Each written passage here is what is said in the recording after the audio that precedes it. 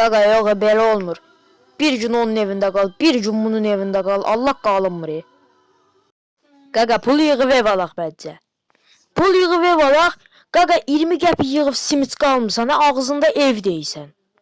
Qaqa da pul da göydə düşmür, gərək bunu yığaq ki ev alaq da. Məncə kirayə ev götürək. Qaqa yox, ödəyənməli, dişərlər dalımıza bir ton işli quradan dönsün. Normalda da pul yığanacan olsa biz 5 ayca çöldə qalmalıyıq.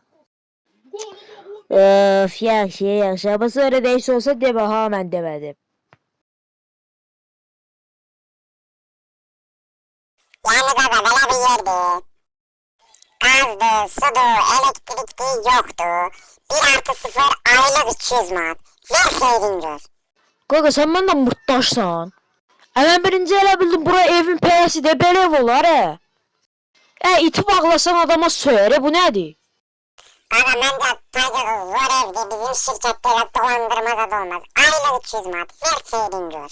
Qaqa siz həqiqdə adamı dolandırmısınız, pramı loxlayıb qoysunuz ora.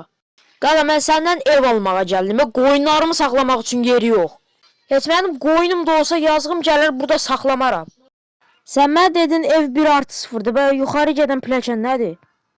Ha mən 1+0 dedim, 1+1'dir. Üzür istəyirəm. 1+1? Yuxarıdakı otaqda nə var bəs? Qaqa yuxarıdakı otaq ayaq yoludur. İstəyirsinizsə çıxıb baxa bilərsiniz. Ha, qocadım baxım ora nə gündə necədir?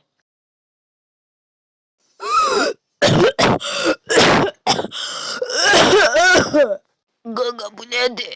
Bu neydi ala? Nə günə qoymuşsunuz siz buranı? Ala ifunət isi verir ala bura. Toylardakı ayaq yollarına çöndərmişsiniz qaqa buranı. Yox qaqa, bura gəldiyim saata saniyə yerlərdə tosun çıxıb gedirəm mən. Ağzı çıxma, yaxşısın. İçiviz iyilənsin elə, içiviz. Hə, bu başqa məsələ. Şükür qaqa o əvvəlki ev nə idi pəyə kimi yerə gətirtdirmisən məni. Çox üzür istəyirəm Azəçink bəy.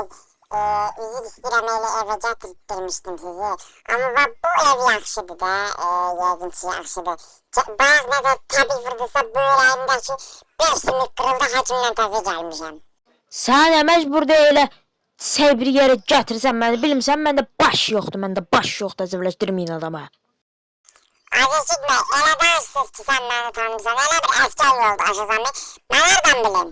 Hə, sakitdir. Nəysə, razılaşdıq. Buyurun xeyrin görün qardaş, istədiyiniz kimi yaşaya bilərsiniz. Hər ay kiraya götürməyə gələcəm, kiraya ödeyə bilməsəz sizi çıxardacam evdən. Prosto mən böyrüm zəd yaman ağrıydı, bayaq nətər təbii vurdusa, mən nətər gedəcəm evə. Narahat olma qardaş, nətər gəlmişsən, elə də gedəsən. Nətər yəni? Qaqa, biraz daha ağrıtmış ola bilər, amma yaxşı tərəfinə bax, evə tez çatdın. O indi qaldı retedi çağırmaq. Şükür da ev tapa bildi. Hə, brat.